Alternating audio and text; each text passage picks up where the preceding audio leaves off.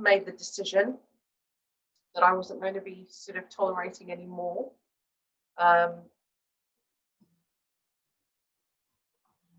It was very scary. You know, when you know that you've got a 6-week-old baby. Again, I wasn't driving at that point. I wasn't working at that point because I decided, obviously, to leave. And at that point, I felt what I thought was going to be happening was that I was going to be spending time raising, you know, my children. I wanted to see the first steps, etc. Obviously, I only had the one at that point, but that's what I thought was going to be happening. And to an extent, I had myself to blame for allowing that to happen. You know. How long had you been with him, by the way, before this happened? How long had you been with him for? Oh, it was 5 years before I had my son. I know that. So it wasn't that I'd rushed into having, you know, a child straight away, but I was still young. So I think I was around 24. I think I was about to turn 25 in the January. My son was born in the December. And I was about to turn 25 in January. So 25, 6-week-old baby, and this nightmare happening around me. Again, no work at that point. But I guess in one respect, it didn't worry me as too much because, again, there's always sort of family, extended family, and what have you. But the moment this decision came about, that's it. It shut the doors everywhere. It was now just me and my son. So, again, I guess I had to sort of put that sort of thinking hat on and go, right, Bal, you better start planning here. You better start thinking about what you're going to do. And something that I always knew and kept telling myself, even though I didn't have the answers at the time, I just kept repeating to myself, it is not going to stay like this. It is not going to remain this way. Things will change. Things will improve. But I guess I already was telling myself, well, look, you know, sort of like when you're weighing things up, you know, and you're going, right, okay, well, your son's 6 weeks old, highly dependent on you. Okay, so at this moment in time, what's top priority? It's going to be my son, the well-being of my son. So at that point, I thought, right, sole focus, raising my son, just in the best way that I possibly can.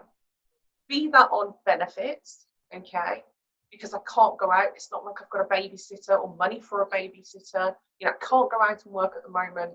Also, my son is far too young. You know, didn't want to be leaving him with any form of babysitter at that time. So it was just a case of be a mum, Bal. Just be a mum. That's all you can do at this moment in time. When it's just yourself, you know, it's not so important. But when you know, okay, you know, you have to feed your son. You have to, you know, get nappies. You have to clothe your child. And you know, at that young age, they are rapidly changing in size. So, you know, a baby grow that fit last week doesn't fit this week. You know, so much expense. And I'm looking at the system and I'm thinking, God, what are they giving even for benefits? This is not, you know, how people can live or even survive. It's just not doable. So there were many a times I found myself getting myself into so much debt because of it. Because I couldn't afford to pay that. It was just, look, I've got to do what's needed right now and worry about that at another time. But, you know, the debt was increasing, bills weren't getting paid. For very, very, you know, worrying times at points. Many a times I wasn't able to even have a proper meal. You know, it was all about making sure that my son had what he needed, you know. cup of tea, biscuits, literally not wanting to touch, some fish fingers because it's like, no, those are gross. That's for my son. I'll have a biscuit. It's horrible. When I look back and I think about it, I don't wish to sort of think back on those times naturally, but I cannot describe the hell, the nightmare, that I was going through. I even at that point, I remember losing faith, and I'm not, I would say, deeply religious, but I always had faith, but at a time in my life going through all of this, endless days where I would be crying myself to sleep, and this, I'm not telling you this to sort of have pity or have anybody feel sorry for me. This is literally, exactly what it was like. I'd be sort of looking up and, talking to what I am thinking is God. I'm having my words with him going, what are you doing? What have I done? What have I ever done so wrong to deserve this? More importantly, I've just brought my son into this world. You've brought my son into this world. What has he done to deserve this? How can there be a God? How can you be doing this?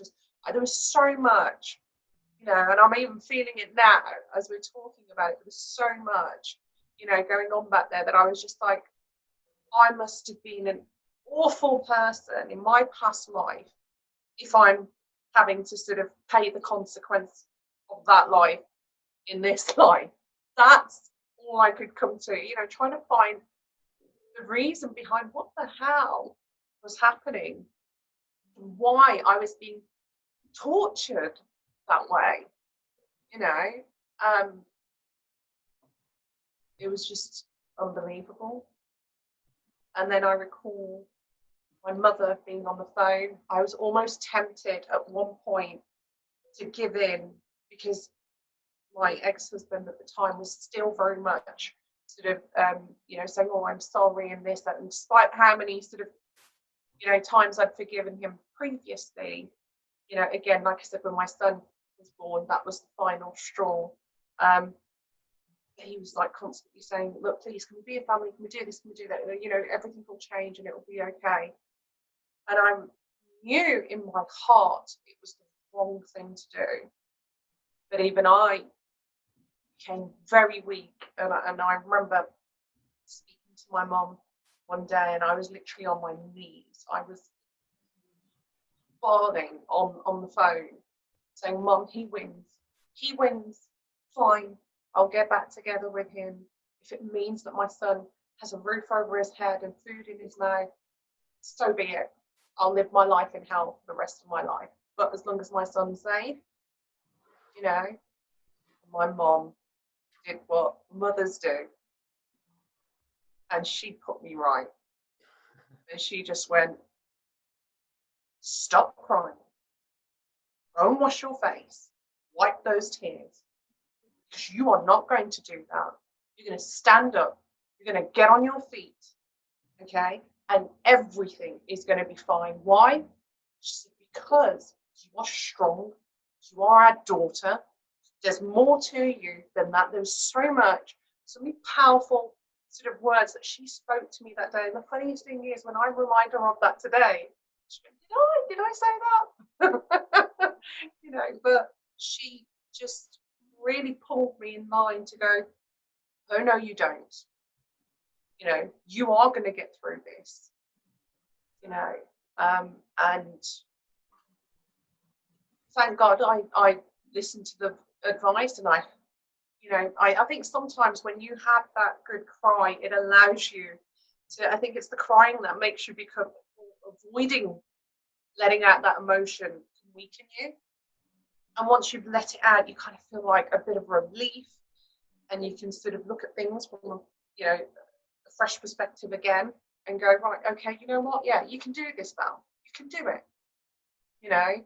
So yeah, it was one of those moments where it was like, get back up and you dust yourself off and you keep going, you know.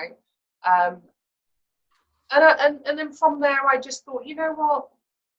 Okay, Bal, you know, whatever, it takes 3 years, 2 years before my son can go to, you know, nursery or the first stages of school where I can maybe look at getting a part-time job, whatever it is, you are just going to have to deal with things the way they are now, okay, and wait for your time to be able to get up and make your move, you know, because you know you can, but there's obviously this element in your life here where you just can't. This is not the right time for you, you know. So that's what I did. I just plowed on through, you know, every day, getting those warning letters, you know, and going, oh my God, am I going to get kicked out of my house that I'm renting at the moment? But I was lucky also to have a really supportive landlord at the time as well.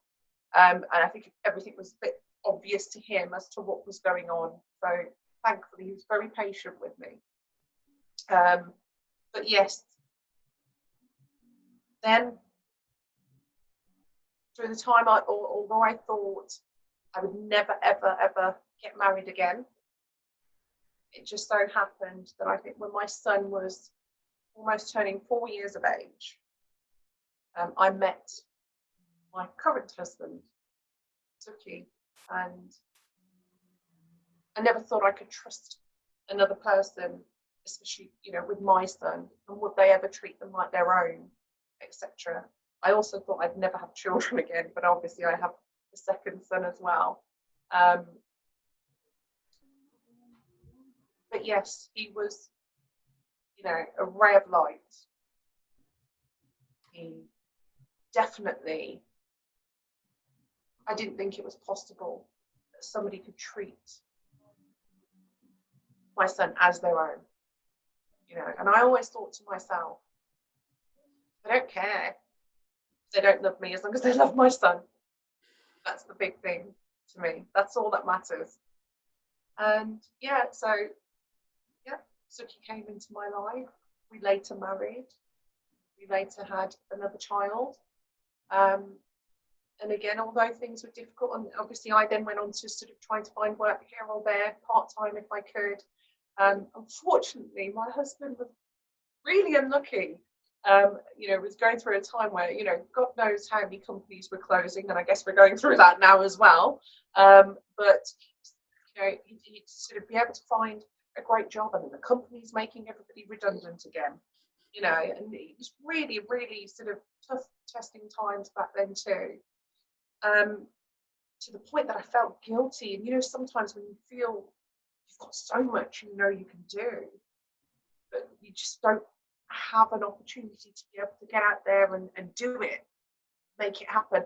Not saying that somebody else couldn't, but I knew always there was this hunger, there was this thing inside of me waiting to get out and shine again and go, this is what, there's more to me than just Bal, the mother, that's it.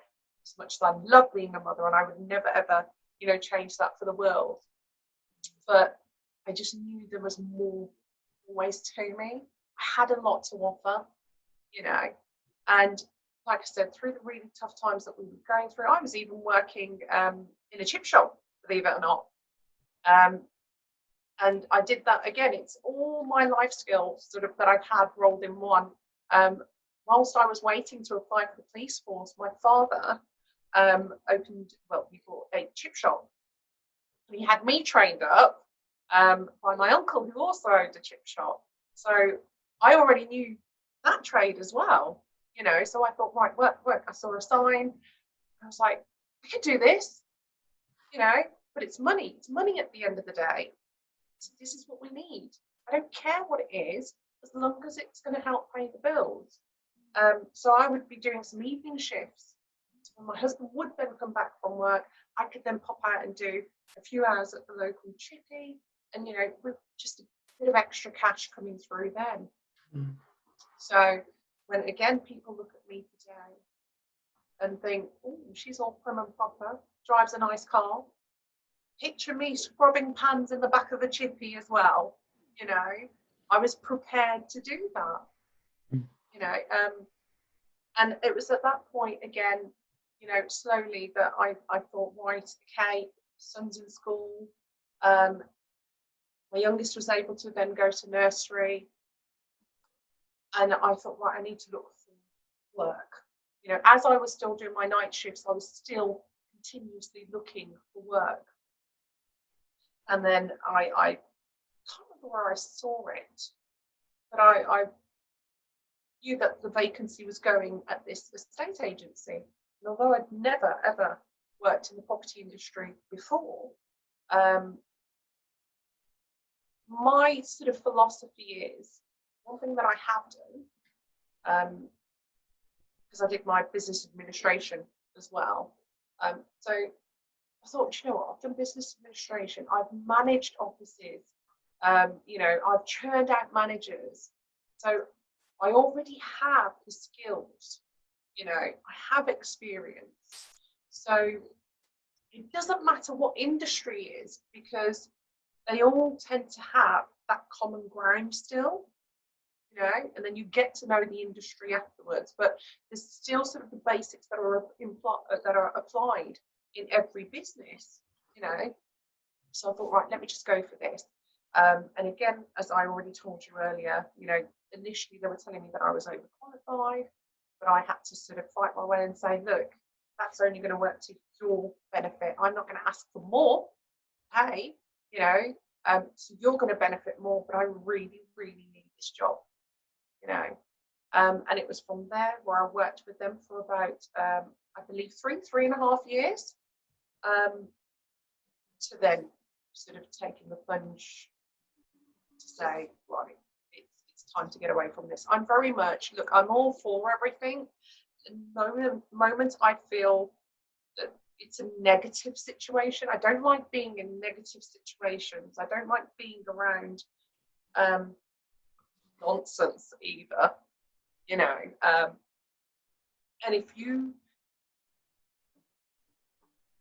are going to be sort of contributing to negativity or nonsense situations or office politics, I really don't like getting involved in that kind of stuff. But I just step away from that. There comes a time where I go, I can't do this anymore, because there's nothing challenging about all these little sort of niggly negative sort of situations and mentality. You can't change people's mentality. You can't change people's attitude. You're in control of your own, but you're not in control of somebody else's, and it's not my right to try and change that for you. You've got to want that change. You've got to identify if it recalls or that change.